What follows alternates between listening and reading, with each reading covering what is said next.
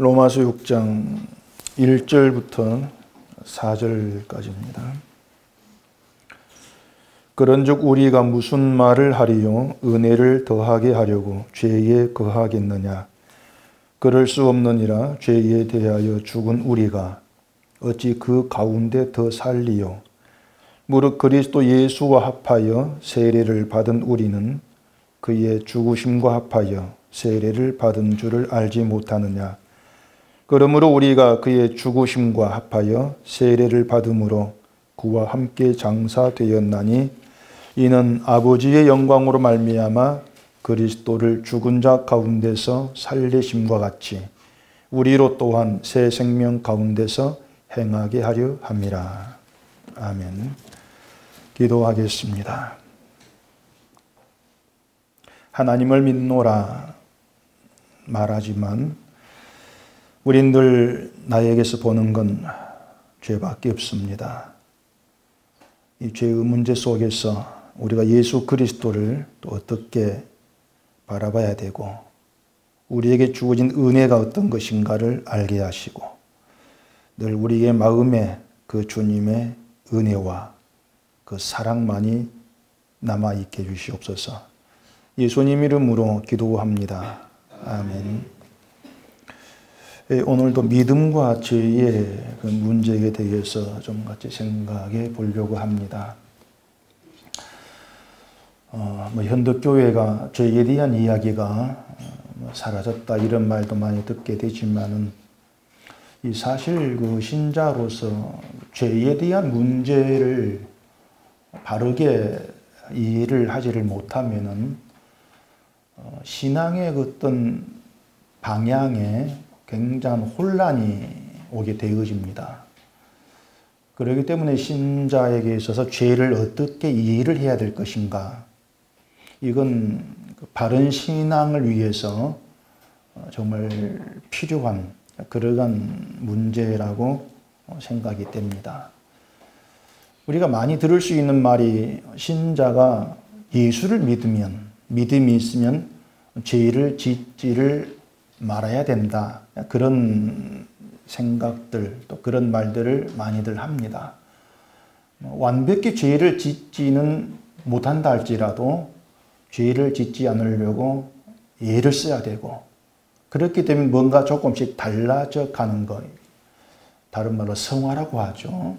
그런 게 나타나지게 되고, 또 그것이 우리가 믿음이 있다는 증거다. 그런 이해들을 많이 합니다. 기독교인 누구에게라도 그렇게 얘기하면 다 맞다 이렇게 얘기하지 이상하네, 틀렸네 이런 반응은 보이지를 않습니다. 그런데 복음의 내용 안에서, 복음 안에서 그런 말을 듣게 되어지면은 그건 잘못된 거다, 그런 반응이 나와질 수밖에 없습니다. 왜 그런가 하면은 그건 결국은 어떤 초점을 인간에게 두고 있는 것이지 예수께 두고 있는 것이 아니라는 것이 바로 알게 되어지기 때문에 그런 건 잘못된 거야, 그렇게 이제 반응할 수가 있게 되어지는 것이죠. 그러니까 여러분들이 신자가 예수를 믿으면 죄를 짓지를 않아야 된다, 그렇게 어떤 말을 들었을 때에 그게 왜 잘못된 말인가, 왜 복음에서 어긋난 그런 말인가 하는 것을 좀 제대로 이해하고 그건 잘못된 거예요, 이렇게 면에서 바르지가 않습니다. 그렇게 여러분들이 답을 제시를 할 수 있어야 한다는 것이죠. 사실 우리가 듣기에 따라서는 죄를 짓지 않아야 된다, 그게 더 옳은 말처럼 들립니다. 신자인데 어떻게 죄를 짓냐, 죄를 짓지 말아야 되지, 그게 맞는 거 아니냐, 그렇게 들릴 수가 있는 거예요. 그러니까 듣기에는 그게 당연하고 뭔가 성경적인 그런 말처럼 들리지만은 일단 이걸 물어보셔야 되죠. 죄를 짓지 않는 것이 인간에 가능하냐, 그것부터 물어보셔야 한단 말입니다. 죄를 짓지 말자 했을 때 그럼 죄를 짓지 않는 것이 인간에게 가능하냐? 그걸 물어야 되죠. 근데 그 물음의 답은 가능하지가 않다는 겁니다. 절대 가능하지가 않다. 또 그러면은 죄를 짓지 않는 것이 우리 힘으로는 가능하지가 않지만은 믿음 받았으면은 그 믿음이 힘으로는 가능하지가 않습니까? 또 이렇게 생각될 수가 있죠. 근데 만약에 믿음을 가지고 죄를 이기고 또 죄를 짓지 않고 살아가질 수가 있다면은 그러면은 자기를 죄인의 괴수라고 고백한 사도 바울이가 어떻게 일을 해야 되겠습니까? 또 그런 문제가 부딪히지 않습니까? 사도 바울이 자기를 죄인의 괴수 이렇게 말하는 것은 뭐 예수님 만나기 이전에 신자들을 핍박하고 죽였던 과거 행실도 얘기한 게 아니에요. 내가 옛날에 이렇게 죄인의 괴수였어. 그런 의미가 아니고 지금 내가 죄인의 괴수야. 그 뜻이란 말입니다. 그러니까 예수를 만나고 복음을 알게 된 현재에도 죄인은 바울에게 현재적인 문제였단 말입니다. 바울조차도 죄를 어떻게 극복하지를 못하고 해결 못하는 그런 가운데 있었기 때문에 내가 죄인의 괴수다. 이런 말이 나와진 것이죠. 바울이 예수를 만난 뒤로 믿는 자를 핍박했겠습니까? 안 했지 않습니까? 그렇기 때문에 예수 믿는 자를 핍박한 거, 단지 그걸 두고 죄를 얘기했다면 바울은 자기를 죄인의 괴수라 그렇게 얘기하지 않을 거예요. 뭔가 바울은 죄를 이제 다른 면에서 이해하게 되어진 겁니다. 그렇게 됐을 때에 나는 죄인의 괴수였구나. 그게 바울의 죄에 대한 새로운 인식이었어요. 예수를 만나기 전에 오히려 바울은 자기가 죄인이 아닌 걸로 여겼죠. 의인. 왜냐하면 율법을 지켰고 율법에 어떤 어긋났던 유대교에서 이단자로 취급됐던 예수 믿는 자를 핍박하고 죽이는 것이 하나님을 향한 어떤 열심 충성이기 때문에 자기를 오히려 의로 여겼지 않습니까? 근데 예수님을 만난 뒤로 죄에 대한 시각이 달라진 거예요. 이게 죄였구나. 그걸 알게 되었을 때의 죄인은 나의 현재 지금의 문제구나. 그렇게 알게 되어지고 죄인의 괴수. 그런 고백을 하게 되어진 것입니다. 그렇기 때문에 죄라고 하는 것은 우리가 예수를 믿게 된 뒤에도 여전히 어떤 우리에게 문제는 늘 다가옵니다. 늘 다가와요. 아예 인간 날 때부터 죄 아래 태어나요. 죄 아래에서. 죄에 갇힌 자로. 죄의 세력에 붙들린 그런 상태로 태어나기 때문에 죽는 순간까지 그 죄를 벗어날 수가 없고 설사 믿음이 있다 할지라도 죄를 이길 수가 없는 겁니다. 그게 인간의 현실이에요. 애당초 하나님께서 믿음을 우리에게 선물로 주실 때부터 그 믿음을 가지고 죄를 이겨라. 그런 용도가 아니거든요. 내가 믿음을 줄 거니까 이 믿음을 가지고 죄를 극복을 하고 죄를 짓지 않고 의롭게 살아가. 그런 의도로 믿음을 준 것이 아니란 얘기입니다. 이리 생각해 보세요. 여러분은 신자가 왜 죄를 이겨야 되고 죄를 짓지를 말아야 한다고 생각합니까? 무엇 때문에? 신자가 죄를 지으면 안 된다. 이런 생각이 있다면 무엇 때문에 그래야 돼요? 무엇 때문에? 그냥 막연하게 신자니까 예수를 믿는 사람이니까 죄 짓지 말아야 되죠. 그건 답이 될 수가 없습니다. 왜냐하면 죄를 짓지 않아야지 이런 생각은 신자 아닌 사람 다 하고 살아가요. 몽땅. 죄를 지어도 돼. 이런 생각하는 사람은 아마 없을 겁니다. 심지어는 언젠가 보니까는 폭력배도 여기 문신에다 착하게 살자. 폭력배까지도. 그들도 알아요. 착하게 살아야 한다는 것을. 나쁜 짓 하자. 그렇게 주장한 사람은 아마 거의 없을 거란 얘기입니다. 그러니까 신자 아니라 할지라도 죄 짓지 말자 다 그렇게 나오고 있는데 왜 신자인 우리가 죄를 짓지 말자 왜 그렇게 얘기를 해야 되냐 말입니다. 하나님의 뜻이냐. 죄를 짓지 않아야 된다는 우리 생각입니다. 우리 생각인 것이지 하나님의 뜻은 아니에요. 그걸 사람들이 굉장히 오해를 합니다. 하나님의 뜻이 우리에게 하나님께서 원하시고 명령하시는 것이 죄 짓지 마. 그런 것처럼 꼭 생각을 해요. 그러면 하나님은 그냥 도덕 선생입니다. 윤리 선생이죠.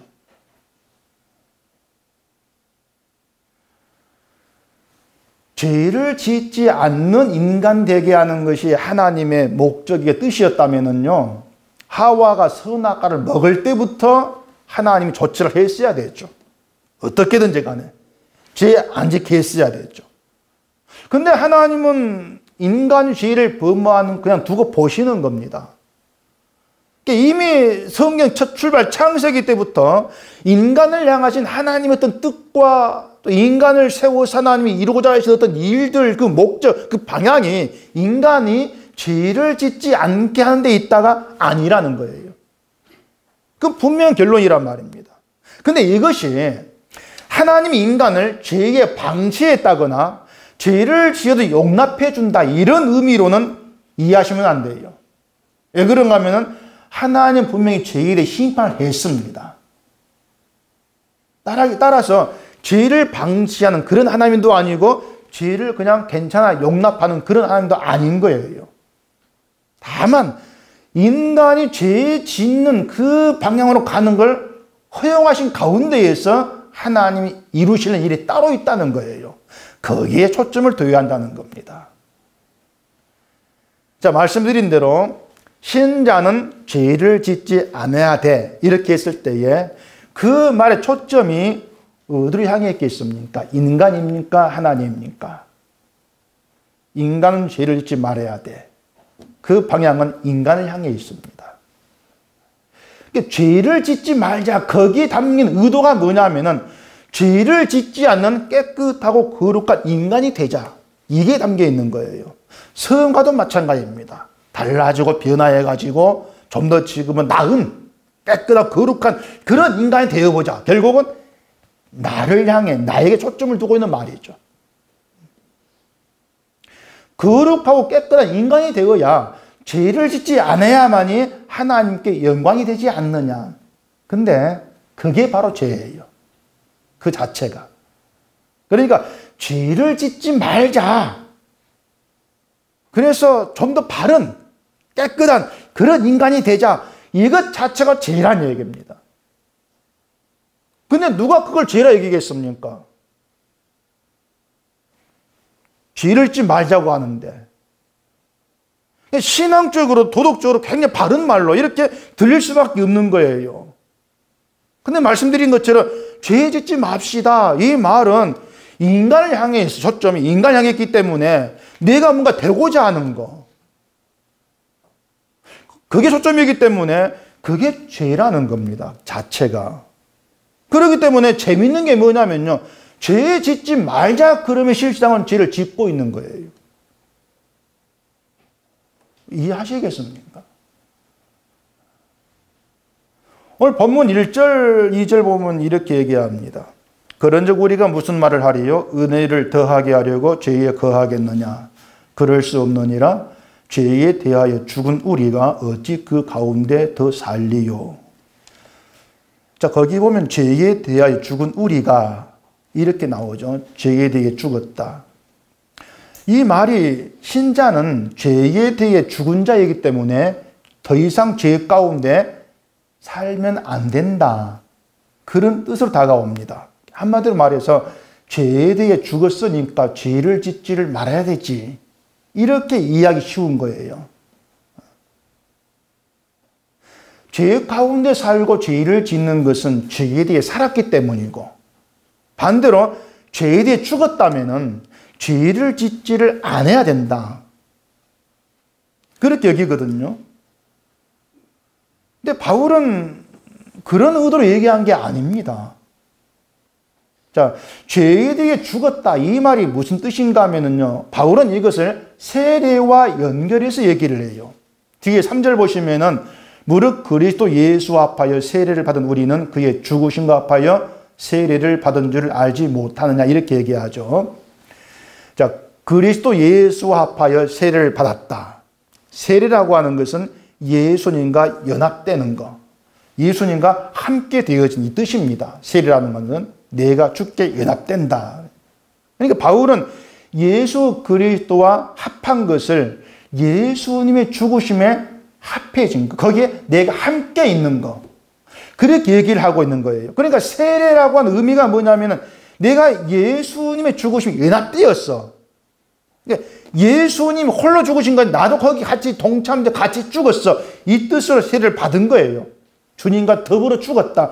이런 의미가 되는 것이죠. 뭐 이게 세례라고 하는 걸 모르는 기독교는 아마 없을 거예요.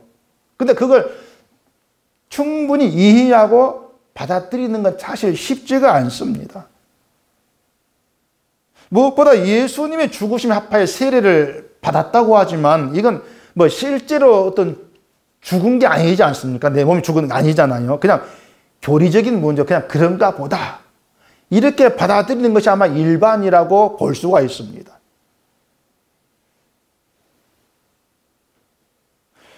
자, 그러면은 이 세례를 예수님의 죽으심에 합한 거, 그렇게 얘기를 하면서 그걸 죄에 대해 죽었다.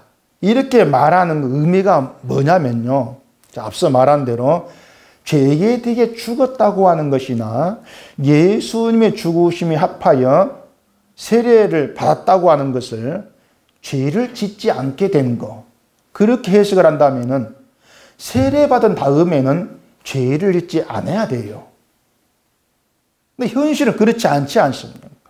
세례받기 전이나 후나 인간은 달라진 게 없습니다. 진짜 없어요. 사도행전 보면은 초대교회가 물건을 서로 막 통용을 하고 재산과 소유를 팔아가지고 나눠주기까지 했지 않습니까? 그걸 보면 초대교회 신앙이 참 순수했다 이런 생각할 수가 있는데 그렇다고 해서 그들이 죄와 무관하게 산 것은 아니에요.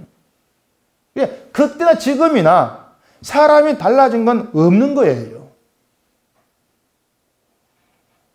그 뒤에 6절 보시면은 우리가 알거니와 우리의 옛사람이 예수와 함께 십자가에 못 박힌 것은 죄의 몸이 죽어 다시는 우리가 죄에게 종노릇하지 아니하리 함이니 이는 죽은 자가 죄에서 벗어나 의롭다 하심을 얻었음이라. 이런 말이 있습니다. 여기도 보면은 죄의 몸이 죽어 다시는 죄에게 종노릇하지 아니하리 함이다. 이렇게 얘기하고 또 죽은 자가 죄에서 벗어나 의롭다는 얻었다. 이런 말도 하거든요. 이처럼 죄에게 종노릇하지 아니한다. 그러니까 죄가 시킨 대로 안 한다. 이렇게 들리거든요. 죄가 시킨 대로 안 하니까 죄 안 짓는 거 또 그렇게 해석한단 말이에요. 또 죄에서 벗어났다. 이런 말도 죄에서 벗어났으니까 죄를 짓지 않는 거. 그렇게 얘기가 될 수가 있는 거란 말입니다. 그리고 바울의 이 로마서 말 굉장히 좀 어려워요. 근데 죄에 대해 죽었다고 하는 것은요, 죄로부터 해방되었다는 뜻이에요. 해방되었다. 근데 그것이 죄를 안 짓는 그런 해방이 아니고 죄의 세력으로부터 내가 해방되었다. 다시 말해서 나에게 그 죄를 다시 묻지를 아니한다는 겁니다. 그게 죽었다는 의미예요.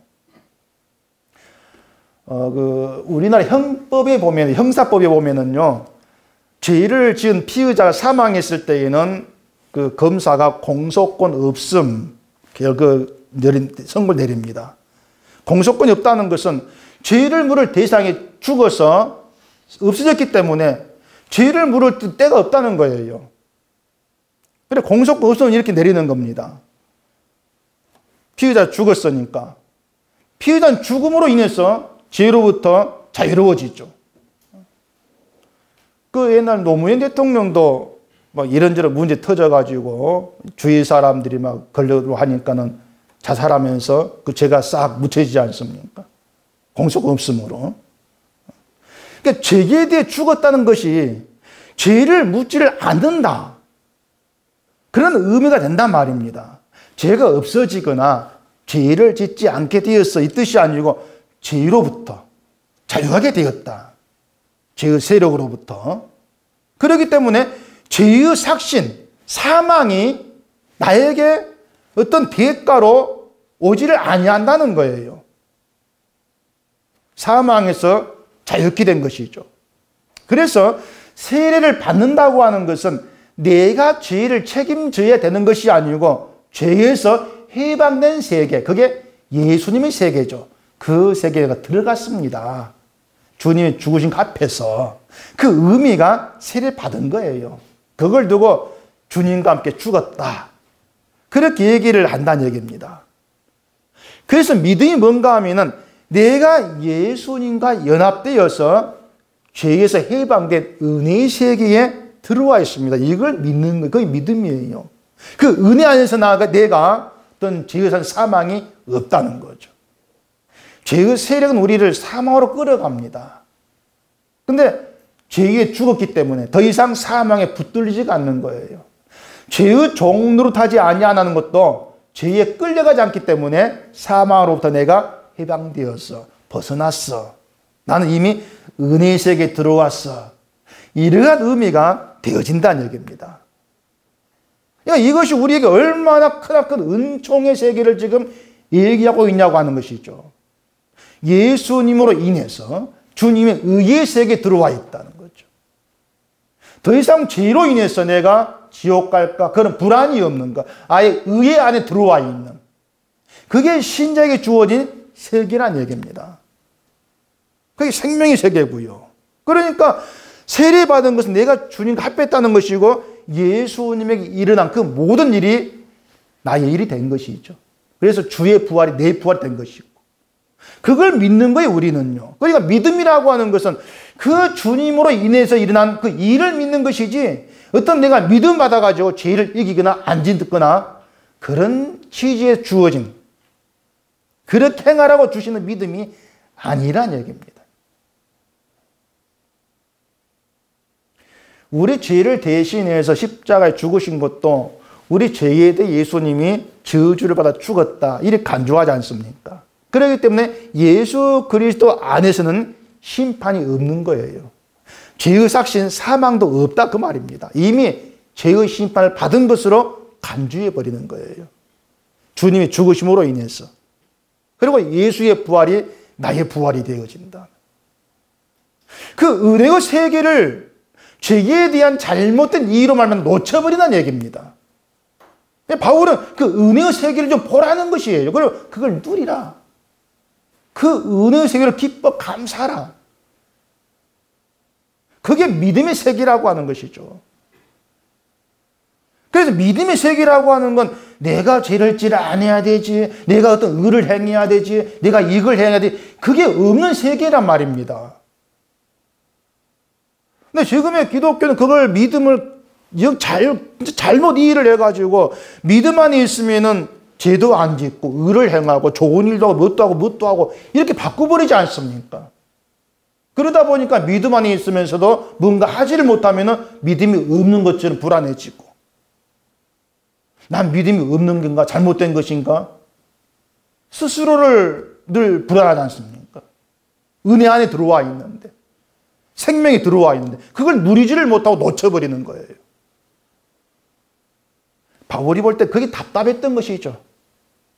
복음은 이미 생명인데 완벽한 은혜에 들어와 있는데 그걸 놓치니까 참 답답하게 이렇게 여겼을 거라 그 말입니다. 예수 안에 심판이 없다. 그게 얼마나 복된 것인지 여러분 아십니까? 정말 그게 복된 선언이에요. 우리는 여전히 죄 가운데 있고 죄의 본성에 대해서 팔팔이 살아있는데 그럼에도 불구하고 예수 안에서 생명을 얻었다는 것. 죄에서 해방되었다는 것, 심판이 없는 세계에 들어와 있다는 것. 왜 그 은혜의 세계를 놓치고 자꾸 내가 뭔가 하지 않으면 안 될 것 같은 그런 조바심 속에 살아가는지를 저는 정말 모르겠어요. 오히려 은혜의 세계, 그걸 얘기하면은 어떤 신자를 나태하게 만든다고 또 그런 공격을 많이 받습니다. 게을러져, 나태해져. 그렇게 얘기를 하죠. 믿음 안에 게으른 건 나태야. 이게 뭔가 하면은요, 내가 어떤 그 봉사 이런 걸 안 하고 그게 나태하 게으른 것이 아니고요. 예수님의 어떤 은혜와 기쁨을 놓치고 그걸 누리지를 못하는 게 나태한 거, 게으른 그 보지를 못하는 게. 그게 나태한 것이죠. 세상 보고 살아가는 게.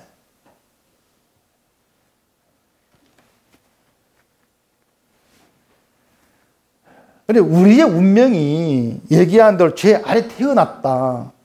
그걸 생각해 보세요. 그리고 내 힘으로는 어떤 수단 다 해도 그 운명에서 나를 벗어날 수가 없다는 걸 생각해 보세요. 뭘 해도 벗어나지를 못한다는 얘기입니다. 평생을 착한 일을 해도 안 돼요. 근데 그런 우리 운명이 예수님의 죽으심으로 해결됐다는 것이죠. 주님의 죽으심으로 죄에서 벗어났다. 해방되었다. 그게 복음이고요. 신앙, 그걸 믿는 겁니다. 의로운 세계에서 의로운 자로 구원받는다. 근데 여기서 항상 또 오해하는 게 뭐냐면은 믿음으로 구원을 받은 다음에 또 신자로서 해야 될 일이 있다고 또 생각하는 거예요. 그 아까 얘기한 그 성화인데 믿음 받았으니까 믿음을 가지고 좀 달라져야 된다는 그런 생각들을 하게 되죠. 물론 믿음 우리가 있게 되어지면 달라진 건 있습니다. 그 달라진 게 뭐냐면요. 내가 부정되는 거예요. 내가 부정되는 것이고 예수님의 은혜만 보게 되어집니다. 나를 보던 시각이 주님께로 바뀌는 것이죠. 주의 은혜가 나를 나되게 했어요. 그리고 고백이 나와지는 거예요. 내가 한 일은 아무것도 없습니다. 그게 달라진 거예요. 그게 믿음이 온 후의 신자입니다. 달라짐이라고 하는 것이 어떤 행위, 어떤 그 성품, 그런 게 아니라는 거예요. 그러니까 굳이 성화를 얘기하려면은 그렇게 말해라 그 말입니다. 내가 부정되어진다. 그게 성화다. 물론 예수 안에 이미 거룩되기 때문에 따로 성화를 말할 필요 없지만 굳이 성화를 얘기하려면 그런 걸 얘기하라는 거죠. 예수로 말하면 거룩되어진 거.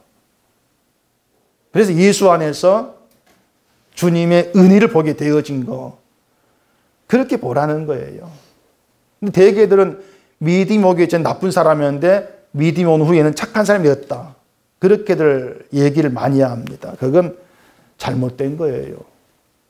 그런 성화는 인간이 책임져야 되는 것인데 인간이 책임질 성화는 없는 겁니다. 바울은 그런 얘기를 하지 않았어요.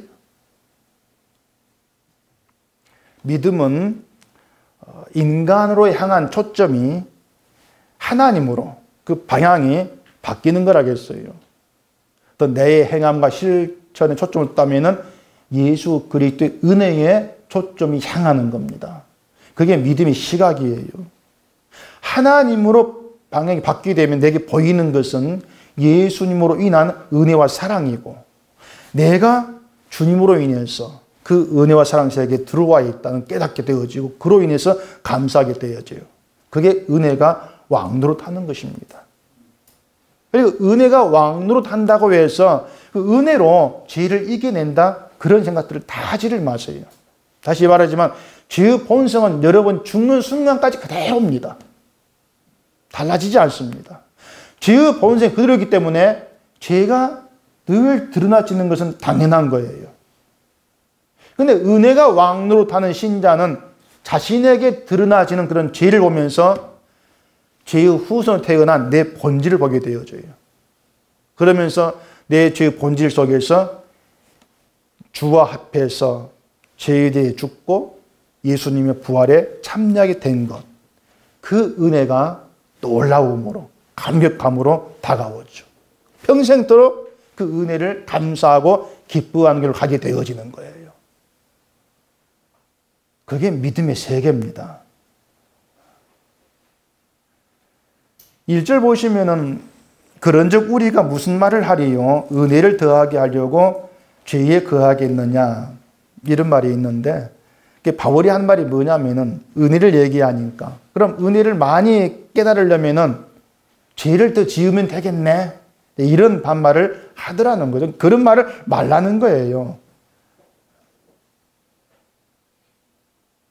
은혜를 더하게 하려면은 죄를 지으면 되겠네. 이 말은 역시 그 초점을 자기에게 두고 있는 겁니다. 내가 은혜를 더 많이 받기 위해서 죄를 더 많이 지으면 되겠다. 나에게 신경 쓰고 있는 거예요. 그게 죄라겠죠. 결국 죄는요, 없는 죄를 짓는 것이 아니고 늘 내가 중심이 되어 살아가는 것. 내가 관심이 되는 것. 내가 초점이 되는 것. 그게 죄의 본성이 나와지는 죄의 모습들입니다. 그러니까 은혜를 더하게 하려고 죄에 거하겠느냐? 그 말이 죄의 본성이 살아있는 죄인에게서만 나오는 말이다. 그 뜻이에요. 죄인이니까. 죄의 본성이 살아있으니 이런 말이 나오지. 그런 겁니다. 그러니까 우리는요, 복음은 우리로 하여금 그런 죄를 보게 하는 거예요. 늘. 그런 죄를 보게 하면서 죄의 세계에서 우리를 의의 세계로 옮겨 놓으신 그 은혜로 감사하는 거죠. 그게 믿음이기 때문에 우리가 어떤 믿음이 있다고 해서 죄를 이기고 죄에서 벗어나는 그러한 것은 없는 겁니다. 그게 믿음 방향이 아닌 거예요. 그걸 오해하기 때문에 늘 내 믿음으로 죄를 이겨야 된다 생각하는 것이고, 근데 죄가 여전히 계속 나오니까 불안해하고, 그게 은혜를 놓치고 있는 것이고, 늘 그런 어떤 모습들을 보이지 않습니까? 근데 바울의 이 말은요, 결국은 우리를 은혜의 세계로 끌어가기 위한 말입니다. 주님으로 이루어진 은혜를 보라고 하는 거죠. 그 4절 보십시다. 4절 같이 한번 읽어볼까요? 그러므로 우리가 그의 죽으심과 합하여 세례를 받음으로 그와 함께 장사되었나니 이는 아버지의 영광으로 말미암아 그리스도를 죽은 자 가운데서 살리심과 같이 우리로 또한 새 생명 가운데서 행하게 하려 함이라. 자, 우리를 예수님을 죽은 자 가운데 살리신 같이 우리를 살려내시고 그리스도 안에 있게 하시고, 이러한 모든 취지가 우리로 하여금 새 생명 가운데에서 행하게 하려 함이라고 합니다. 여기에 행하게 하려 함이라 이런 말이 나오죠. 그러니까 이런 그 문구들 자체가 꼭 우리를 오해하기 좋게 만드는 거예요. 행하게 하려 함이라 하니까 어떤 행함이지? 결국은 또 행을 만들어내는 것이죠. 여기서 말하는 새 생명은요, 부활하신 예수 그리스도의 생명을 얘기합니다. 우리를 예수님과 합하게 하시고 죽은 자 가운데 부활하게 한 예수님이 새 생명이에요. 그러면은 그 새 생명 가운데에서 행하는 게 뭐겠습니까? 일단은 흔히들 말하는 행함, 뭐 기도하고 충성하고 봉사하고 그런 건 아닙니다. 그런 건 아니고요. 신자가 예수 그리스도로 새 생명 얻을 믿는다면은 내가 죄로 인해서 구원받지 못할까? 어떤 천국 가지 못하는 건 아닌가? 복받지 못하는 거 아닌가? 이런 불안은 없어야 돼요. 정말 내가 새 생명 가운데 행한다면은 늘 나에게서 보이는 것, 내 마음을 움직이는 것은 예수님의 은혜밖에 없다는 얘기입니다. 왜냐하면 예수님이 내 모든 죄를 대신 지고 죽으시고 다시 사셨기 때문에 우리는 그로 인해서 새 생명에 자리하는 것이고, 결국 신자는 더 이상 죄에 끌려가지 않지 않습니까? 아까 얘기한 대로. 죄의 종로를 하지 않는 거예요. 죄에 끌려가지 아니한다는 것은 죄를 안 짓는 것이 아니고 죄의 세력, 죄의 권세에 안 끌려간다는 것입니다. 죄의 권세가 뭐라겠습니까? 죄의 권세, 사망이거든요. 그 사망으로 끌려가질 않아요. 그게 새 생명 가운데 신자예요. 그러니까 새 생명 가운데 행한다는 것은 행여 내가 뭐 벌 받을까, 뭐 지옥 갈까 이런 어떤 염려 불안이 있는 것이 아니고 나를 나 되게 하신 그리스도 생명이 나를 있게 하신 그 주님의 일에 대한 감사와 은혜, 그 가운데 사는 거죠. 막연하게 은혜 감사함 이것이 아니고 그 은혜와 주님의 사랑이 내게 능력이 되고 나로 하여금 은혜와 사랑 행하게 만들어내는 겁니다. 그럴 때에 용서가 나오는 것이고 은혜 가운데 봉사하게 되어지는 것이고 은혜 가운데 모든 걸 하게 되어지죠. 그러면서도 나의 자랑으로는 안 나가는 거예요. 은혜를 아니까. 그게 신자 됨이에요. 이 모든 것을 예수님이 홀로 이루셨다는 얘기입니다.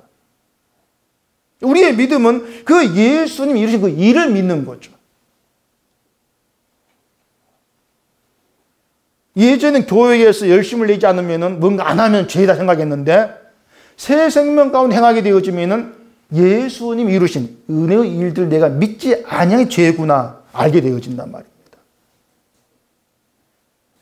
은혜의 일을 믿지 아니하는 것이 뭐냐면 내가 이걸 해야지 하나님께 어떤 복 받고 영광 되겠지. 그게 은혜의 일을 믿지 않는 거예요. 예수님이 다 이루셨는데 내가 왜 뭔가 이룬다고 생각한단 말이죠. 이런 말들은 하지 말란 말이 아니라겠습니다. 내가 이걸 해서 뭔가 이루어야만이 거기에 하는 기쁨이 될 것이고 그게 신자 다움일 것이고 그렇게 해야 내가 뭔가 받을 것이고 그런 생각을 다 잘라버리라는 거예요. 뭘 해도 우리에게 터져 나올 것은 주님의 은혜밖에 없어요. 은혜로 되어진 겁니다. 바울처럼 나의 나됨은 주의 은혜입니다. 그 은혜만이 우리에게서 증거되어야 되었죠.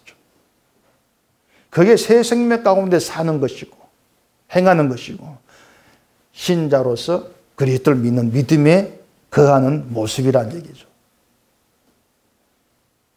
그래서 믿음으로 산다고 하는 자체가 기쁨이고 즐거움이에요. 뭘 하지 않았는데 이러니까 아무것도 없이 주님이 이루신 그 일을 속에 품고 그 일로 인해서 내가 생명에 거합니다. 늘 그런 기쁨. 그걸 더 깊이 알아가고 그 은혜의 세계에 더 깊이 빠져들고 붙들리기 위해서 말씀을 보는 것이고 주님이 나에게 이런 일이 이루어졌구나 아는 것이죠.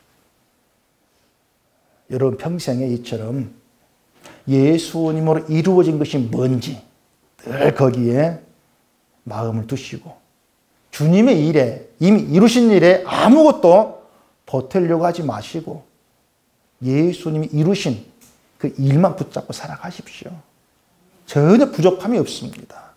부족함이 없고 그게 우리의 본분이고 그렇게 살라고 우리를 예수의 은혜의 세계에 붙들어 놓으신 것입니다. 기도하겠습니다.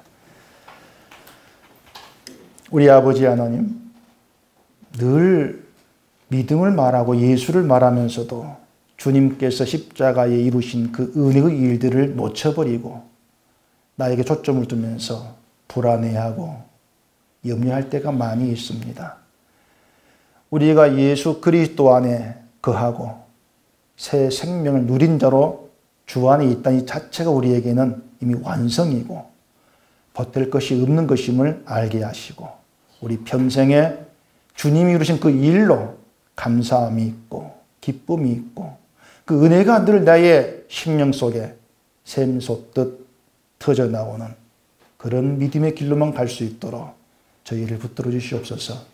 예수님 이름으로 기도합니다. 아멘.